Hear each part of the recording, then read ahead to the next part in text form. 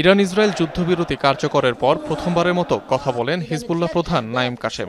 বৃহস্পতিবার অজ্ঞাত স্থান থেকে ধারণকৃত নাঈম কাশেমের ভাষণ টেলিভিশনে প্রচার করে গোষ্ঠীটি। ইরানের সাথে 12 দিনব্যাপী যুদ্ধে সম্পূর্ণরূপে ব্যর্থ হয়েছে ইসরায়েল। ভিডিও বার্তায় এমনটাই দাবি করেন হিজবুল্লাহ প্রধান। বলা হয় 3 লক্ষ্যের কোনোটি পূরণ করতে পারেনি তেল আবিব। ইরানে ইসরায়েলের চালানো আগ্রাসনের 3টি লক্ষ্য ছিল। প্রথমত, পরমাণু কর্মসূচি টার্গেট করা এবং নিশ্চিহ্ন করা। দ্বিতীয়ত, ক্ষেপণাস্ত্র সক্ষমতা ধ্বংস করা। আর সর্বশেষটি হল সরকার ব্যবস্থার পরিবর্তন। আলহামদুলিল্লাহ, তাদের 3টি উদ্দেশ্যই ব্যর্থ হয়েছে। হিজবুল্লাহর দাবি, এই যুদ্ধে বিজয়ের মুকুট উঠেছে ইরানের মাথায়, আর যুদ্ধবিরতি তারই ইঙ্গিত। 12 দিনে ইরান বিজয়ী হয়েছে। যুদ্ধবিরতি অবশ্যই ইরানের স্বার্থ, কারণ এটি তাদের বিরুদ্ধে আগ্রাসনের অবসান ঘটিয়েছে। এই যুদ্ধবিরতি ইসরায়েলি আগ্রাসনের উদ্দেশ্যের ব্যর্থতারই ঘোষণা।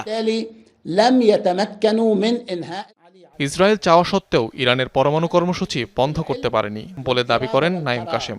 দাবি, তীব্রতর ক্ষয়ক্ষতির পরও টিকে থাকবে তেহরান। ইরান টিকে আছে এবং থাকবে। ক্ষয়ক্ষতি যতই তীব্র হোক না কেন, শেষ পর্যন্ত তাদের জ্ঞান, ইচ্ছাশক্তি এবং সংকল্প আছে। তাই ইসরায়েল শান্তিপূর্ণ কর্মসূচি বন্ধ করাতে পারেনি। দ্বিতীয়ত, তারা ক্ষেপণাস্ত্র কর্মসূচিতে আঘাত করতে চেয়েছিল। কেন? কারণ এটা ছিল ইরানের প্রতিরক্ষার উপায়।